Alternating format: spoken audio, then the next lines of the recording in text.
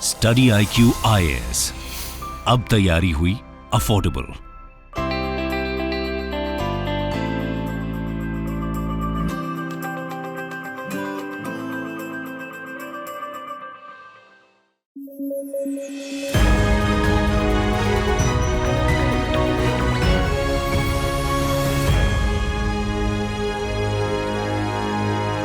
नमस्कार, news at 9 programme में आपका स्वागत है। मैं हूं अमृत उपाध्याय।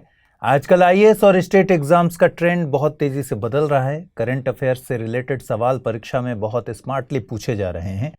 अक्सर करंट की किसी न्यूज को आधार बनाकर उसके बैकग्राउंड से या फिर स्टैटिक पार्ट से सवाल पूछे जा रहे हैं। ऐसे में हमें अपनी तैयारी का अंदाज बदलना होगा और डेली बेसिस पर करंट अफेयर्स की गहरी जानकारी को कलेक्ट करना होगा, ताकि ठीक परीक्षा के समय सब कुछ एक साथ याद करने का चैलेंज ना रहे और आप पूरी तरह से कॉन्फिडेंट रह सकें। स्टडी IQ ने इसी वजह से स्टडी IQ IAS चैनल पर न्यूज एट 9 प्रोग्राम की शुरुआत की है। आप लगातार इस बुलेटिन को देख भी रहे हैं। इस बुलेटिन में हम दिन भर की वैसी खबरों को समझते हैं जिनसे सवाल बनाए जा सकने की संभावना होती है। आइए खबरों की शुरुआत करें। RBI ने कुछ दिनों पहले पेमेंट्स विजन 2025 जारी किया था। RBI के इस विजन डॉक्यूमेंट को इंडस्ट्रीज ने प्रोग्रेसिव बताया है। डॉक्यूमेंट के जरिए RBI ने देश में डिजिटल पेमेंट्स को 3 गुना करने का विजन सामने रखा है। इसके साथ ही RBI ने डोमेस्टिक पेमेंट सिस्टम्स को प्रोटेक्ट करने की बात भी कही है। जियोपॉलिटिकल खतरों को देखते हुए RBI ने इस तरह का फैसला लिया है। रिजर्व बैंक ने 4E यानी E payments for everyone, everywhere, every time पर फोकस किया है। हर एक यूजर तक सेफ, सिक्योर, फास्ट, एक्सेसिबल और अफोर्डेबल ई पेमेंट सुविधा देना इस विजन डॉक्यूमेंट का मुख्य उद्देश्य है। विजन की सबसे खास बात यह है कि RBI आने वाले वक्त में UPI यानी यूनिफाइड पेमेंट इंटरफेस का इंटरनेशनलाइजेशन करेगा। इसके साथ ही RTGS यानी real time gross settlement, NEFT यानी नेशनल इलेक्ट्रॉनिक फंड ट्रांसफर और रुपे कार्ड्स की ग्लोबल आउटरीच को बढ़ावा दिया जाएगा। इससे डॉलर, पाउंड, स्टर्लिंग और यूरो करेंसी में दूसरे देशों से होने वाली बायलैटरल ट्रीटीज से भारतीयों को फायदा होगा। RBI के आंकड़ों पर नजर डालें तो पता चलता है कि डिजिटल पेमेंट में बहुत कम वक्त में बड़ा इजाफा देखा गया है। मार्च 2019 के मुकाबले मार्च 2022 में इन पेमेंट्स में 216%, जबकि इनकी वैल्यू में 10% की बढ़ोतरी हुई है। इसके उलट पेमेंट के लिए पेपर इंस्ट्रूमेंट्स के यूज में गिरावट देखी गई है। आपको बता दें कि देश में पेमेंट्स और सेटलमेंट सिस्टम के विकास के लिए RBI साल 2001 से इस तरह का डॉक्यूमेंट जारी करता रहा है। देश में पेमेंट्स और सेटलमेंट सिस्टम का रेगुलेशन साल 2007 के एक्ट के जरिए होता है। हालिया डॉक्यूमेंट को जारी करने से पहले RBI ने board for regulation and supervision of payment and settlement systems की गाइडेंस को ध्यान में रखा है। यह board central board of RBI के तहत ही एक सब कमेटी है। यह भुगतान के मामलों में पॉलिसी बनाने के लिए देश का सबसे बड़ा निकाय है। सरकार ने ICICI बैंक, HDFC बैंक और NPCI यानी national payment corporation of India के कंप्यूटर रिसोर्स CII यानी क्रिटिकल इंफॉर्मेशन इंफ्रास्ट्रक्चर घोषित कर दिया है। हाल ही में इलेक्ट्रॉनिक्स एवं सूचना प्रौद्योगिकी मंत्रालय ने एक नोटिफिकेशन जारी कर इस बात की सूचना दी। आइए समझते हैं कि CII क्या है, इसकी अहमियत क्या है। इस एक्ट में कंप्यूटर रिसोर्स को CII बताया गया है। ऐसा कोई भी कंप्यूटर रिसोर्स जिसके बंद होने पर या उसको नुकसान होने पर देश की सुरक्षा, अर्थव्यवस्था, पब्लिक हेल्थ पर असर पड़ेगा, उसे यह एक्ट CII मानता है। इस एक्ट के तहत सरकार को पावर है कि वह किसी भी डेटाबेस, IT नेटवर्क या फिर कम्युनिकेशन इंफ्रास्ट्रक्चर को CII घोषित कर सकती है। खास डिजिटल एसेट को प्रोटेक्ट करना इस प्रावधान का मकसद है। कोई व्यक्ति अगर प्रोटेक्टेड सिस्टम एक्सेस करता है तो इस एक्ट के तहत सजा का प्रावधान है। भारत में कुछ कंप्यूटर रिसोर्स को CII घोषित करने का प्रावधान वैश्विक घटनाओं को देखते हुए किया गया था। 2007 में एस्टोनिया में हुए एक साइबर अटैक के बाद इस पर जोर दिया गया। इस साइबर अटैक में एस्टोनिया के बैंक्स, गवर्नमेंट बॉडीज, पार्लियामेंट और मीडिया आउटलेट्स को निशाना बनाया गया था। भारत में भी कुछ घटनाएं इस तरीके की हैं जिसमें साइबर हमले की बात सामने आई है। साल 2020 में जब मुंबई में ब्लैकआउट हुआ तो इसके पीछे भी साइबर हमलों की आशंका जताई गई थी। माना गया था कि इलेक्ट्रिक ग्रिड के कंप्यूटर रिसोर्स पर सीधा साइबर अटैक हुआ। आपको बता दें कि भारत में CII की प्रोटेक्शन के लिए एक एजेंसी भी है। इस एजेंसी का नाम national critical information infrastructure protection centre है। 2014 में बनी यह एजेंसी CII की प्रोटेक्शन के लिए नोडल एजेंसी के तौर पर काम करती है। यह एजेंसी ही CII को राष्ट्रीय स्तर के खतरों आदि से बचाने के लिए पॉलिसी बनाने, उन्हें मॉनिटर करने का काम करती है। एजेंसी ने कुछ क्रिटिकल सेक्टर्स की पहचान की है। इनमें शामिल है power and energy, banking, financial services and insurance, telecom, transport, government और स्ट्रेटेजिक एंड पब्लिक एंटरप्राइजेस। पश्चिमी सेती पावर प्रोजेक्ट में भारत अपने पड़ोसी देश नेपाल के साथ मिलकर काम करने को तैयार है। करीब 4 साल पहले चीन ने इस परियोजना से खुद को दूर कर लिया था। मई में प्रधानमंत्री श्री नरेंद्र मोदी के नेपाल दौरे के बाद नेशनल हाइड्रो पावर कॉरपोरेशन ने इस प्रोजेक्ट पर काम करना शुरू कर दिया है। भारत और नेपाल के बीच ऊर्जा संबंध बहुत पुराने हैं। इसकी वजह है कि नेपाल नदियों और पनबिजली के मामले में बहुत ज़्यादा समृद्ध है। भारत नेपाल के लिए बिजली के लिए बड़ा बाजार है। नेपाल करीब 8,000 नदियों का देश है और करीब 83,000 मेगावाट की बिजली उत्पादन क्षमता उसके पास मौजूद है। नेपाल बिजली प्रोजेक्ट के लिए भारत को प्रेफरेंस देता है, लेकिन भारत की तरफ से इन प्रोजेक्ट्स में देरी होना एक बड़ी दिक्कत है। दोनों देशों के बीच 1996 में महाकाली संधि हुई थी। इस संधि के तहत करीब 6500 मेगावाट बिजली बनानी थी, लेकिन भारत ने अभी तक इस पर अपनी डिटेल्ड प्रोजेक्ट रिपोर्ट ही पेश नहीं की है। इसी तरह ऊपरी कर्नाली प्रोजेक्ट पर भी बात आगे नहीं बढ़ सकी है। भारत नेपाल के पूर्वी इलाके में 900 मेगावाट की अरुण 3 प्रोजेक्ट पर काम कर रहा है। 2018 में इस प्रोजेक्ट पर काम शुरू हुआ है। 2023 तक इसे पूरा किए जाने का लक्ष्य है। इसी साल की शुरुआत में नेपाल पावर एक्सचेंज लिमिटेड ने भारत की मणिकर्ण पावर लिमिटेड के साथ एक करार किया था। इस समझौते के मुताबिक नेपाल की कंपनी भारत को बिजली बेचेगी। आपको बता दें कि दोनों देशों के बीच अब तक का यह पहला पावर ट्रेडिंग एग्रीमेंट है जो प्राइवेट सेक्टर्स के बीच हुआ है। दोनों देश अरुण 4 पर भी काम शुरू करेंगे। भारत की तरफ से सतलज जल विद्युत निगम लिमिटेड इस प्रोजेक्ट में एंगेज्ड है। नेपाल को इस प्रोजेक्ट से 152 मेगावाट मुफ्त बिजली मिलेगी, जबकि बाकी बिजली को 51% और 49% में बांटा जाएगा। कुछ दिनों पहले कैस्पियन सागर के ऊपर कुछ बादलों को स्पॉट किया गया। वैज्ञानिक बताते हैं कि दुनिया की सबसे बड़ी इनलैंड वाटर बॉडी के आसमान में बादलों को देखना अनयूजुअल नहीं है। हालांकि मई महीने में नासा के मॉडिस ने इस इलाके में कुछ खास तरह के बादलों को देखा है। इनका आकार अभी तक समझा नहीं जा सका है। एक जानकार ने इन बादलों को स्ट्रेटोक्यूमुलस क्लाउड्स बताया है, यानी ये काफ़ी निचली ऊंचाई पर थे। इन बादलों के निर्माण पर वैज्ञानिकों का कहना है कि शायद गर्म और शुष्क हवा ठंडी और आर्द्र वायु से टकराने से इनका निर्माण हुआ है। मॉडिस का पूरा नाम मॉडरेट रिजोल्यूशन इमेजिंग स्पेक्ट्रोरेडियोमीटर है। यह नासा के टेर्रा और एक्वा सैटेलाइट्स के साथ लगा इंस्ट्रूमेंट है। टेर्रा और एक्वा दोनों ही नासा के अर्थ ऑब्जर्वेशन सैटेलाइट्स मिशन हैं। टेर्रा सुबह के समय में इक्वेटर पर उत्तर से दक्षिण की तरफ गुजरता है, जबकि एक्वा दोपहर में दक्षिण से उत्तर की तरफ गुजरता है। टेर्रा पृथ्वी के वायुमंडल, भूमि, बर्फ, महासागर और एनर्जी बैलेंस पर नजर रखता है। इससे पृथ्वी की जलवायु और जलवायु परिवर्तन को समझा जा सकेगा। एक्वा का काम पृथ्वी के वाटर साइकिल पर नजर रखना है। इसमें समुद्रों से होने वाला इवेपोरेशन, वायुमंडल में मौजूद वाष्प, प्रेसिपिटेशन, सॉइल मॉइस्चर इत्यादि शामिल हैं। कैस्पियन सी दुनिया की सबसे बड़ी लैंड लॉक्ड वाटर बॉडी है। यह समुद्र स्तर से भी 27 मीटर नीचे है। कैस्पियन सागर से सटे देशों में रूस, कजाकिस्तान, ईरान, अजरबैजान और तुर्कमेनिस्तान शामिल हैं। हाल ही में ministry of housing and urban affairs ने निपुण इनिशिएटिव की शुरुआत की। निपुण का मतलब है national initiative for promoting up skilling of निर्माण वर्कर्स। यह एक इनोवेटिव प्रोजेक्ट है जिसका मकसद कंस्ट्रक्शन वर्कर्स को स्किल ट्रेनिंग मुहैया कराना है। यह इनिशिएटिव सरकार की फ्लैगशिप स्कीम दीनदयाल अंत्योदय योजना नेशनल अर्बन लाइवलीहुड मिशन के तहत शुरू हुई है। प्रोजेक्ट के तहत 1 लाख वर्कर्स को नेशनल स्किल डेवलपमेंट कॉरपोरेशन के साथ इस तरह स्किल्ड करने की कोशिश रहेगी कि उन्हें विदेशों में भी काम के बेहतर मौके मिल सकें।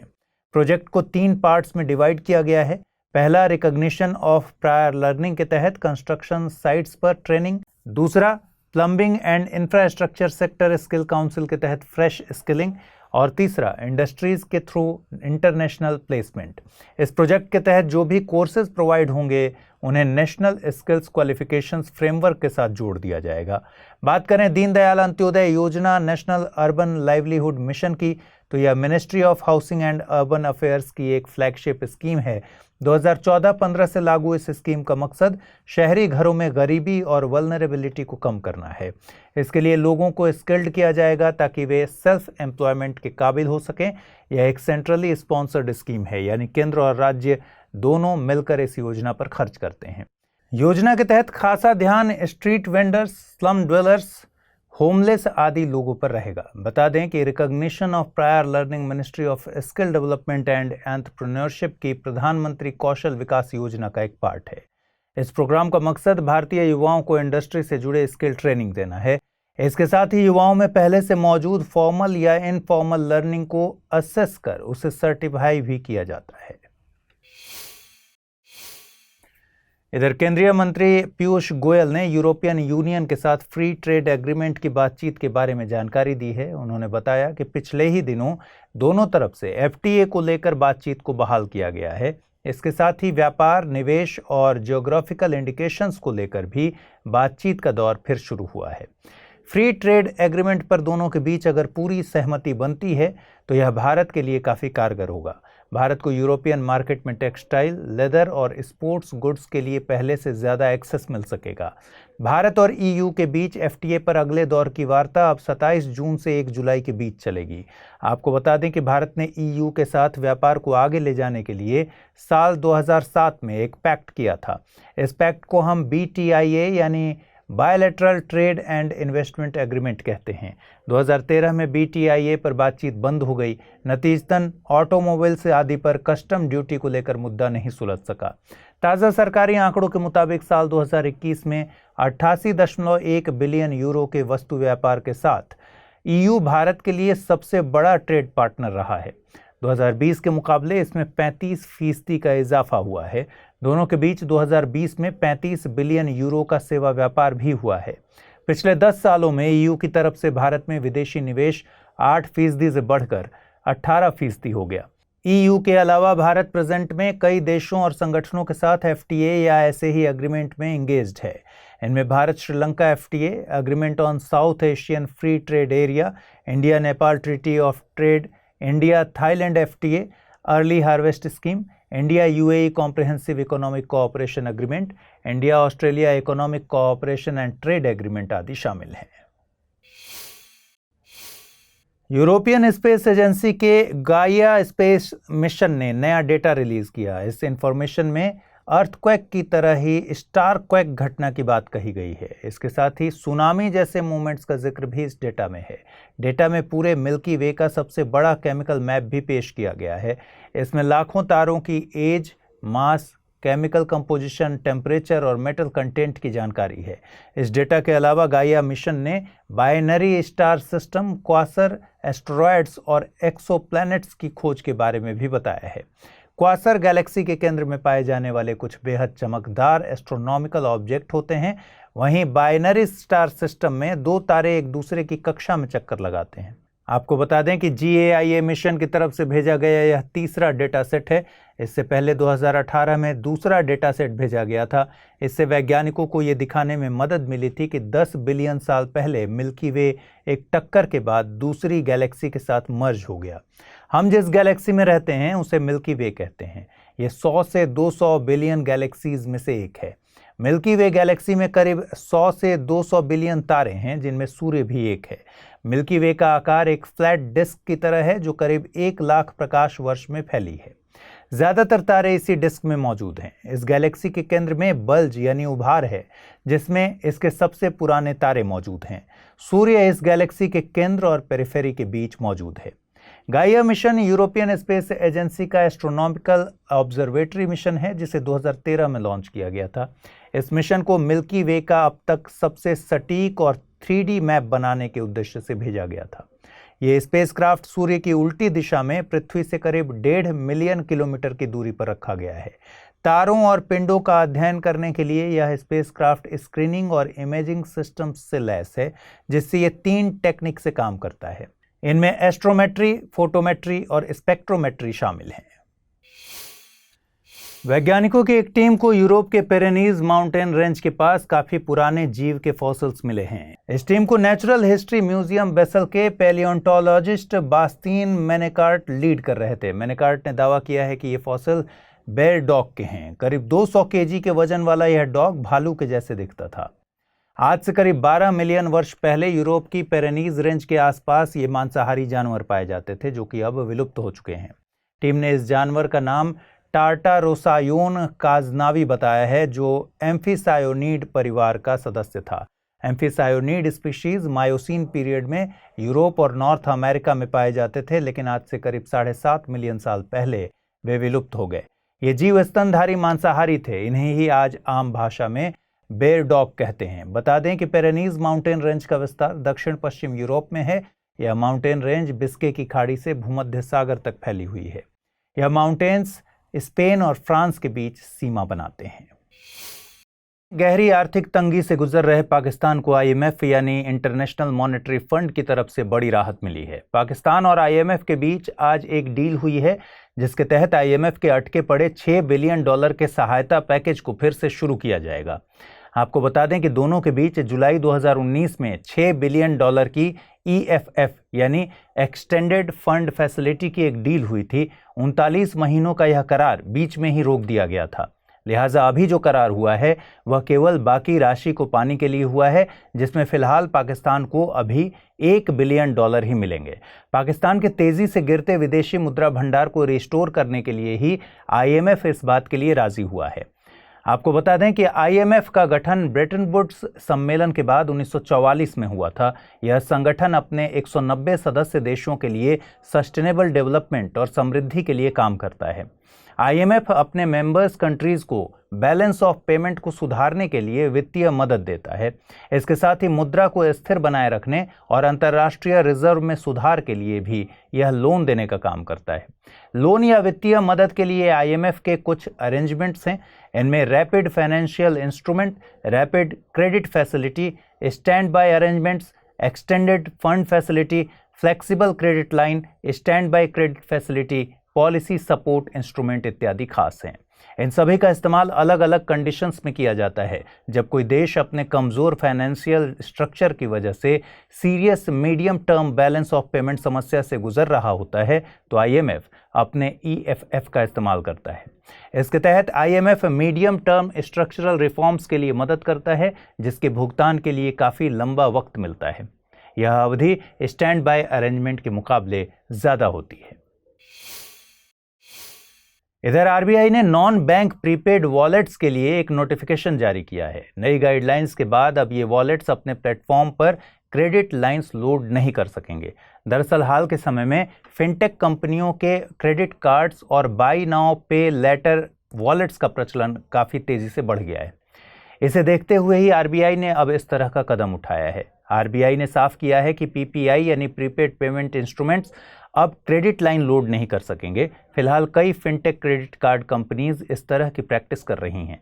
ये कंपनियां बैंकों या एनबीएफसी के साथ मिलकर अपने प्रीपेड वॉलेट पर क्रेडिट लाइन ऑफर करती हैं। नोटिफिकेशन के मुताबिक गाइडलाइंस का पालन नहीं करने पर ऐसी कंपनियों के खिलाफ payment and settlement systems act 2007 के तहत कार्रवाई होगी। आरबीआई के मुताबिक पीपीआई ऐसे पेमेंट इंस्ट्रूमेंट्स हैं जो लोड की गई क्रेडिट लाइन पर वस्तुओं को खरीदने और सर्विसेज लेने की सुविधा देते हैं। ये इंस्ट्रूमेंट्स फंड्स ट्रांसफर सहित दूसरी फाइनेंशियल सर्विसेज भी देती हैं। पीपीआई को payment wallet, smart cards, mobile wallet, magnetic chips, vouchers के तौर पर समझा जा सकता है। रेगुलेशंस के अकॉर्डिंग बैंक और एनबीएफसीज यानी नॉन बैंकिंग फाइनेंशियल कंपनीज ऐसे इंस्ट्रूमेंट्स इशू कर सकते हैं। इन इंस्ट्रूमेंट्स पर दी जाने वाली क्रेडिट लाइन एक तरह से लोन का काम करती है। कुछ फिनटेक जो बाय नाउ पे लेटर वॉलेट्स की सुविधा देती हैं, वे कस्टमर के क्रेडिट स्कोर को देखकर ही ऐसा ऑफर करती हैं। ऐसे कस्टमर बिना क्रेडिट कार्ड के भी ऑनलाइन या ऑफलाइन वस्तुएं खरीद सकते हैं। बाद में खरीदी गई वस्तु का भुगतान कुछ महीनों में ब्याज के साथ किस्तों में किया जाता है। क्रेडिट कार्ड से ये इस तरह अलग हैं कि इनके बेसिस पर हम लोन नहीं ले सकते, जबकि कई बैंक अब हमारी क्रेडिट लिमिट पर लोन प्रोवाइड कर रहे हैं। इसी तरह क्रेडिट कार्ड के भुगतान का रीपेमेंट हम किस्तों या बिल के जरिए एक बार में कर सकते हैं। यूक्रेन पिछले काफी लंबे अरसे से नाटो और यूरोपियन यूनियन की सदस्यता की मांग कर रहा है। इस मामले में अब तेजी आती हुई दिखाई दे रही है। यूरोपियन यूनियन की तरफ से यह साफ कर दिया गया कि यूक्रेन को कैंडिडेट स्टेटस देने के मुद्दे पर किसी भी सदस्य देश ने इनकार नहीं किया है। कैंडिडेट स्टेटस मिलना यूरोपियन यूनियन में किसी भी देश की एंट्री की अहम कड़ी है। यूक्रेन के साथ ही माल्डोवा और जॉर्जिया को भी इस तरह का स्टेटस देने पर सभी मेंबर्स राजी हो गए हैं। अब अगले हफ्ते 27 देशों का यह ग्रुप इस बात पर फैसला करेगा। फिलहाल Albania, Montenegro, North Macedonia, Serbia और तुर्की को कैंडिडेट स्टेटस दी गई है। यानी ये 5 देश भी ईयू की मेंबरशिप लेने की कतार में हैं। ईयू की सदस्यता पाने में किसी भी देश को वर्षों का समय लग सकता है। मिसाल के लिए तुर्की ने साल 1987 में ईयू की सदस्यता के लिए अप्लाई किया था। आइए समझते हैं कि ईयू का सदस्य देश बनने के लिए प्रोसेस क्या है। सबसे पहले किसी देश को सदस्यता के लिए अप्लाई करना होता है, जिस पर बाद में सभी वर्तमान सदस्य देश बातचीत शुरू करते हैं। हालांकि इसके लिए उस देश के लिए ज़रूरी है कि वो ईयू की सदस्यता के शर्तों को पूरा करे। इन शर्तों को आम भाषा में कोपेनहेगन क्राइटेरिया कहा जाता है। अगर वो देश कोपेनहेगन क्राइटेरिया को पूरा करता है तो उसे पोटेंशियल कैंडिडेट स्टेटस दिया जाता है। पोटेंशियल कैंडिडेट के बाद उस देश को कैंडिडेट स्टेटस देने की कवायद शुरू होती है। कैंडिडेट स्टेटस यूरोपियन कमीशन की सिफारिश पर यूरोपियन काउंसिल देती है। इसके कुछ समय बाद उस देश को फुल मेंबरशिप दी जाती है। अगर किसी सदस्य को ईयू को छोड़ना हो तो इसके लिए भी प्रक्रिया है। 2007 में इसके लिए एक लिस्बन ट्रीटी हुई थी। इस ट्रीटी का आर्टिकल 50 किसी सदस्य को सदस्यता वापस लेने का प्रावधान करता है। यूके एकमात्र सदस्य था जिसने 2020 में ईयू से अपनी सदस्यता वापस ले ली, जिसे हम ब्रेग्जिट कहते हैं। पिछले कुछ दिनों से असम और मेघालय में बाढ़ का कहर जारी है, पर इसका असर बांग्लादेश के सिलहट में भी देखा जा रहा है। अचानक हुई तेज बारिश के चलते मेघालय से सिलहट की तरफ आने वाली नदियों का जलस्तर काफी बढ़ गया है। इस पर कुछ एक्सपर्ट्स का मानना है कि क्लाइमेट चेंज को इसके लिए पूरी तरह जिम्मेदार नहीं ठहराया जा सकता। एक्सपर्ट्स का कहना है कि स्थानीय स्तर पर मौजूद ट्रेडिशनल वेटलैंड्स को हुआ नुकसान और इंक्रोचमेंट भी इसके पीछे जिम्मेदार है। बता दें कि बांग्लादेश के उत्तर पूर्वी इलाके में बने इन ट्रेडिशनल वेटलैंड्स को हाओर कहते हैं। ये पश्चिम बंगाल और असम में विकसित बील और झील की तरह ही हैं। मिसाल के लिए असम का दीपोर बील एक रामसर साइट यानी एक वेटलैंड है। हाओर का शेप कुछ कटोरे के जैसा होता है। ये कुछ खास तरह की गर्त हैं जिनका निर्माण टेक्टोनिक्स के चलते हुआ है। मानसून के दौरान नदियों और नहरों का सरफेस रन ऑफ वाटर हाओर में समा जाता है, जिससे बाढ़ पर कुछ कंट्रोल बना रहता है। इसका मतलब है कि वेटलैंड्स स्थानीय स्तर पर स्पंज के तौर पर काम करते हैं ताकि रन ऑफ वाटर को एब्जॉर्ब किया जा सके। हाओर मानसून जाने के बाद सूखने लगते हैं। बील और हाओर में एक अंतर यह है कि हाओर बेसिन एक समय के बाद नीचे की तरफ धंस जाता है, जबकि बील बेसिन में ऐसा नहीं होता। बांग्लादेश का हाओर बेसिन उत्तर में मेघालय की पहाड़ियों, पूर्व में मणिपुर के हाईलैंड्स और दक्षिण में मिजो हिल्स से घिरा हुआ है। ऑस्ट्रेलिया के डिप्टी प्राइम मिनिस्टर और डिफेंस मिनिस्टर रिचर्ड मार्ल्स 4 दिनों की यात्रा पर भारत आए थे। इस दौरान ऑस्ट्रेलियन डिफेंस मंत्री ने चीन को अपने देश के लिए लार्जेस्ट सिक्योरिटी एंग्जाइटी बताया है। लद्दाख में चीन के एनक्रोचमेंट पर बोलते हुए उन्होंने कहा कि ऑस्ट्रेलिया इस मामले में पूरी तरह से इंडिया के साथ खड़ा है। मार्ल्स ने कहा कि इन दिनों जिस तरह चीन असर्टिव बिहेवियर अपना रहा है और दुनिया को जैसा शेप देना चाह रहा है वो पहले कभी नहीं हुआ। आपको बता दें कि पिछले ही महीने ऑस्ट्रेलिया में गवर्नमेंट चेंज हुई है। गवर्नमेंट चेंज के बाद ऑस्ट्रेलिया की तरफ से भारत की ये पहली हाई लेवल विजिट थी। पिछले महीने कंजर्वेटिव कोएलिशन के स्कॉट मॉरिसन को हराकर सेंटर लेफ्ट लेबर पार्टी के एंथनी एल्बेनीज नए प्राइम मिनिस्टर बने हैं। अगर इंडिया ऑस्ट्रेलिया रिलेशंस की बात करें तो इसी साल अप्रैल में इंडिया और ऑस्ट्रेलिया के बीच बायलैटरल ट्रेड को डाइवर्सिफाई करने के लिए करार हुआ था। जून 2020 में दोनों देशों ने कॉम्प्रिहेंसिव स्ट्रेटजिक पार्टनरशिप पर सहमति जताते हुए एक दूसरे के मिलिट्री बेस और लॉजिस्टिक सपोर्ट का इस्तेमाल करने की डील पर साइन किए थे। म्यूचुअल लॉजिस्टिक सपोर्ट एग्रीमेंट यानी MLSA के जरिए दोनों देश एक दूसरे के बेस का इस्तेमाल रिपेयर, सप्लाई और बाकी डिफेंस कोऑपरेशन के लिए करते हैं। नवंबर 2020 में ऑस्ट्रेलिया ने मालाबार नेवल एक्सरसाइज में भी हिस्सा लिया था। ऑस्ट्रेलियन डिफेंस मिनिस्टर ने अपने पीसी में ऑकस का जिक्र किया, तो आइए ऑकस क्या है इसे समझ लेते हैं। ऑकस मतलब AUKUS 2021 में इंडो पैसिफिक में ऑस्ट्रेलिया, यूके और यूएस के बीच एक ट्राइलैटरल सिक्योरिटी पार्टनरशिप हुई जिसे ऑकस कहते हैं। ये देश आपस में टेक्नोलॉजी शेयर कर इंडो पैसिफिक रीजन में स्ट्रैटेजिक इंटरेस्ट पर फोकस कर रहे हैं। माना जाता है कि ऑकस के जरिए अमेरिका साउथ चाइना सी में चीन के असर्टिव एक्शंस पर कंट्रोल करना चाहता है। कनाडा, न्यूजीलैंड के साथ मिलकर ये तीनों कंट्रीज पहले ही फाइव आइज अलायंस के जरिए इंटेलिजेंस शेयर करते हैं। Five eyes alliance cold war के दौरान बना एक अलायंस है जो इंटेलिजेंस शेयरिंग अरेंजमेंट करता है। बात ब्रिक्स सम्मेलन की करते हैं। 14वें ब्रिक्स सम्मेलन का आयोजन चीन की मेजबानी में किया जा रहा है। 23-24 जून तक चलने वाले इस सम्मेलन को वर्चुअल मोड में आयोजित किया गया है। इसमें भारतीय प्रधानमंत्री नरेंद्र मोदी सहित ब्राजील, रूस, दक्षिण अफ्रीका और चीन के प्रमुख शामिल हो रहे हैं। इस दौरान राजनीतिक, आर्थिक, सांस्कृतिक सहयोग के मुद्दे चर्चा में शामिल किए गए हैं। 24 जून को ब्रिक्स प्लस देशों का एक सत्र आयोजित किया जाएगा। ब्रिक्स प्लस की संकल्पना चीन द्वारा पेश की गई थी। इसमें दुनिया के विभिन्न क्षेत्रों से देशों को शामिल किया जाएगा जो कि कोर ब्रिक्स देशों से अलग होंगे। आपको बता दें कि ब्रिक्स में ब्राजील, रूस, भारत, चीन और दक्षिण अफ्रीका शामिल हैं। सबसे पहले ब्रिक्स शब्द का प्रयोग वर्ष 2021 में एक इन्वेस्टमेंट बैंक गोल्डमैन सैशे के अर्थशास्त्री जिम ओनील ने अपने ग्लोबल इकोनॉमिक पेपर में किया था। इन ब्रिक देशों में ब्राजील, रूस, चीन और भारत शामिल थे। 2006 में न्यूयॉर्क में आयोजित ब्रिक विदेश मंत्रियों की पहली बैठक में ब्रिक समूह को औपचारिक रूप दिया गया। ब्रिक का पहला सम्मेलन हुआ था 2009 में रूस के येकातेरिनबर्ग में। 2011 में साउथ अफ्रीका के शामिल होने के बाद ब्रिक समूह का नाम पड़ा था ब्रिक्स। ब्रिक्स के 3 पिलर्स में political and security, economic and financial और cultural and people to people exchanges शामिल हैं। NSIL ने पहला demand driven communication satellite GSAT-24 launch किया है। ये direct to home service provider Tata Play द्वारा इस्तेमाल किया जाएगा। इस सैटेलाइट को इसरो ने NSIL के लिए तैयार किया है। फ्रेंच कंपनी एरियन स्पेस के एरियन 5 रॉकेट के द्वारा इसे फ्रेंच गुयाना के कोरू से लॉन्च किया गया। NSIL की बात करें तो इसे सेंट्रल पब्लिक सेक्टर एंटरप्राइज के तौर पर डिपार्टमेंट ऑफ स्पेस के अधीन मार्च 2019 में लॉन्च किया गया था। यह इसरो का एक कमर्शियल आर्म है। जून 2020 में सरकार द्वारा स्पेस रिफॉर्म अनाउंस किया गया था जिसके अनुसार NSIL demand driven operational satellite missions को डील करने के लिए बना है।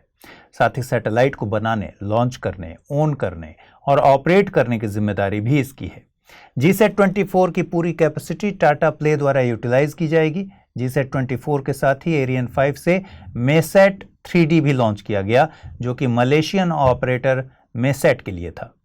GSAT-24 के डिमांड ड्रिवन मोड का कम्युनिकेशन सैटेलाइट होने का मतलब है जब सैटेलाइट लॉन्च किया जाता है तो इसकी जानकारी पहले से होती है कि इसके एंड कस्टमर्स कौन होंगे, साथ ही किस तरह का यूटिलाइजेशन इसका होने वाला है।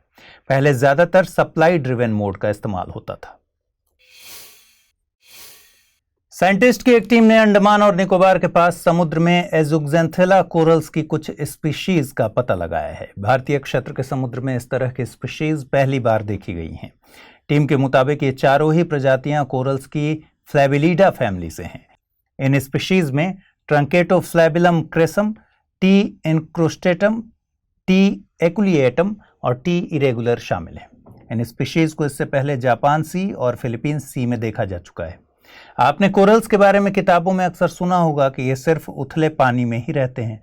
यह ज़्यादातर मामलों में सही है क्योंकि ऐसे कोरल्स का संबंध जुक्जेंथेला से होता है और जुक्जेंथेला उथले पानी में ही रह सकते हैं। जुक्जेंथेला एक तरह के शैवाल हैं जो ज़्यादातर पॉलिप्स के साथ रहते हैं। जुक्जेंथेला भी कोरल्स के ग्रुप हैं लेकिन इनमें जुक्जेंथेला नहीं होते। जुक्जेंथेला के उलट इनके ज़्यादातर स्पीशीज गहरे समुद्र यानी 200 से 1000 मीटर की गहराई में पाई जाती हैं। हालांकि उथले जल में भी इन्हें देखा जा सकता है। ये अपना पोषण सनलाइट से नहीं बल्कि कुछ खास तरह के प्लैंकटन से करते हैं। एजुक्जेंथेला हार्ड कोरल्स के ग्रुप होते हैं। भारत में हार्ड कोरल्स की करीब 570 प्रजातियां पाई जाती हैं। इनमें 90% अंडमान और निकोबार आइलैंड के आसपास है। दिनकर गुप्ता को NIA यानी नेशनल इन्वेस्टिगेशन एजेंसी का डायरेक्टर जनरल नियुक्त किया गया है। उन्हें appointments committee of the cabinet के द्वारा नियुक्त किया गया। वे 31 मार्च 2024 तक इस पद पर रहेंगे। एनआईए का गठन एनआईए एक्ट 2008 के द्वारा 31 दिसंबर 2008 को किया गया था। गौरतलब है कि इसकी स्थापना 26 नवंबर 2008 को मुंबई में हुए आतंकवादी हमले के बाद की गई थी। इसे national counter terrorism law enforcement agency का दर्जा दिया गया है। इसका मुख्यालय नई दिल्ली में है। एनआईए एक्ट 2008 के मुताबिक एक राज्य सरकार केंद्र सरकार से किसी मामले को हैंडओवर करने का अनुरोध कर सकती है। एनआईए एक्ट 2008 की धारा 9 के मुताबिक एनआईए की इन्वेस्टिगेशन के दौरान राज्य सरकार को सहयोग करना होता है। आपको बता दें कि appointments committee of the cabinet में प्रधानमंत्री नरेंद्र मोदी और गृह मंत्री अमित शाह शामिल हैं। यूएसए में गन कल्चर की सरगर्मियों के बीच सीनेट ने एक गन सेफ्टी बिल पारित किया है। सीनेट ने यह बिल सुप्रीम कोर्ट द्वारा गन रखने को संवैधानिक अधिकार बताने के बाद लाया है। अब बिल हाउस ऑफ रिप्रेजेंटेटिव्स में भेजा जाएगा, वहां से पारित होने के बाद राष्ट्रपति के पास भेजा जाएगा। जानकारों के मुताबिक ये बिल अमेरिका में बढ़ते गन कल्चर के खिलाफ मजबूत एक्शन साबित होगा। इसमें स्ट्रॉ परचेजिंग पर 15 से 25 साल तक की सजा का प्रावधान है। स्ट्रॉ परचेजिंग से मतलब किसी ऐसे व्यक्ति के लिए बंदूक खरीदना जिसे कानून द्वारा प्रतिबंधित किया गया है, या किसी ऐसे व्यक्ति के लिए जो लेन देन से अपना नाम नहीं जोड़ना चाहता। इसके अलावा बिल में हथियारों की बिक्री पर उन लोगों के लिए भी प्रतिबंध लगाया गया है जो अपने अनमैरिड इंटीमेट पार्टनर्स के साथ किसी भी तरह के अब्यूज के दोषी पाए गए हैं। आपको बता दें कि अमेरिकी संसद हाउस ऑफ रिप्रेजेंटेटिव्स और सीनेट से मिलकर बनती है। हाउस ऑफ रिप्रेजेंटेटिव में 435 निर्वाचित सदस्य होते हैं जो कि राज्यों की जनसंख्या अनुपात में होते हैं। वहीं सीनेट में 100 सदस्य होते हैं जो हर राज्य से 2 मेंबर्स होते हैं। भारत सरकार के मुख्य वैज्ञानिक सलाहकार ने NARFI यानी national air quality resource framework of India पर एक वर्कशॉप का शुभारंभ किया। नार्फी को मुख्य वैज्ञानिक सलाहकार और national institute of advanced studies के द्वारा तैयार किया गया था। यह फ्रेमवर्क वायु गुणवत्ता से संबंधित आंकड़े मुहैया कराने, अध्ययन करने में मददगार साबित होगा। NARFI एक इंफॉर्मेशन मैकेनिज्म है। यह नीति निर्माताओं, नगर पालिकाओं, स्टार्टअप, निजी क्षेत्रों को सूचनाएं प्रदान करने के निर्णय में मदद करेगा। इसके जरिए रिसर्च बेस्ड ऑडिटेड इंफॉर्मेशन और इंडस्ट्री ओरिएंटेड सॉल्यूशंस भी प्रदान किए जाएंगे। आपको बता दें कि वायु प्रदूषण वैश्विक स्तर पर सबसे बड़ी समस्या बनकर उभरा है। वायु प्रदूषण से मतलब पॉल्यूटेंट्स के पर्यावरण में रिलीज होने से है। यह मानवीय स्वास्थ्य और संपूर्ण पृथ्वी के लिए खतरनाक है। WHO के मुताबिक वायु प्रदूषण दुनिया में 7 मिलियन मौतों के लिए जिम्मेदार होता है। वायु प्रदूषण के लिए nitrogen dioxide, ammonia, stubble burning, sulphur dioxide, particulate matter, carbon monoxide और ओजोन शामिल हैं। जून फर्स्ट वीक में सुप्रीम कोर्ट के 3 जजों की बेंच ने एनवायरनमेंट के लिहाज से एक बड़ा फैसला सुनाया था। इस फैसले में एपेक्स कोर्ट ने सभी राज्यों को डायरेक्शन दिया था कि हर एक protected forest land, national park और वाइल्ड लाइफ सेंचुरी के डिमार्केटेड बाउंड्रीज से 1 किलोमीटर का इको सेंसिटिव जोन बनाना मैंडेटरी होगा। फैसले में यह भी कहा गया है कि इको सेंसिटिव जोन यानी ESZ के भीतर कोई भी नया परमानेंट स्ट्रक्चर या माइनिंग की परमिशन नहीं होगी। पहले इस PIL में सिर्फ तमिलनाडु के नीलगिरी फॉरेस्ट लैंड्स को प्रोटेक्ट करने की मांग की गई थी, लेकिन बाद में पूरे देश के फॉरेस्ट लैंड को प्रोटेक्ट करने की डिमांड रखी गई। सुप्रीम कोर्ट के इस डिसीजन के बाद केरल के किसान लगातार प्रोटेस्ट कर रहे हैं। किसानों का कहना है कि प्रोटेक्टेड एरियाज के आसपास हाई डेंसिटी पॉपुलेशन होने के चलते उनकी आजीविका पर संकट खड़ा हो जाएगा। आइए समझते हैं कि इको सेंसिटिव जोन क्या होते हैं। नेशनल पार्क और वाइल्ड लाइफ सेंचुरी की बाउंड्री से 10 किलोमीटर तक के एरिया को इको फ्रेजाइल या फिर इको सेंसिटिव जोन कहते हैं। पर्यावरण, वन एवं जलवायु परिवर्तन मंत्रालय ESZ तय करता है। आपको बता दें कि national wild life action plan 2005 से 2016 के मुताबिक इको फ्रेजाइल जोन्स नोटिफाई किए गए हैं। 2011 में एनवायरनमेंट मिनिस्ट्री ने गाइडलाइन इशू करते हुए कहा कि ESZ प्रोटेक्टेड एरियाज के लिए शॉक एब्जॉर्बर्स के तौर पर बनाए गए हैं। ऐसा नहीं है कि ESZ में सभी ह्यूमन एक्टिविटीज़ बैन रहती हैं। इस एरिया में कमर्शियल माइनिंग, सॉ मिल्स, लकड़ी का कमर्शियल इस्तेमाल वगैरह पर रोक है, लेकिन एग्रीकल्चरल या horticulture practice, rain water harvesting, organic farming इत्यादि को अलाउ किया जाता है। साइंटिस्ट ने कैरेबियन मैंग्रोव स्वैम्प में दुनिया का सबसे बड़ा बैक्टीरियम खोजा है। इस बैक्टीरियम को खुली आंखों से देखा जा सकता है, जबकि ज्यादातर बैक्टीरिया माइक्रोस्कोपिक होते हैं। ऑलिवर ग्रॉस नाम के बायोलॉजिस्ट ने सबसे पहले इस बैक्टीरियम को 2009 में देखा था।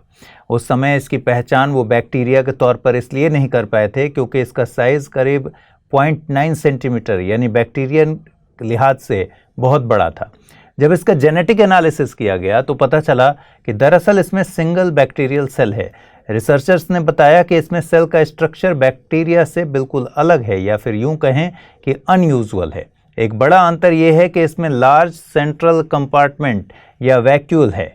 हो सकता है इसकी वजह से ही इसका साइज काफ़ी बड़ा हो। हालांकि इस बैक्टीरियम का साइज इतना बड़ा क्यों है, इस पर अभी कोई निश्चित जानकारी साइंटिस्ट्स के पास नहीं है।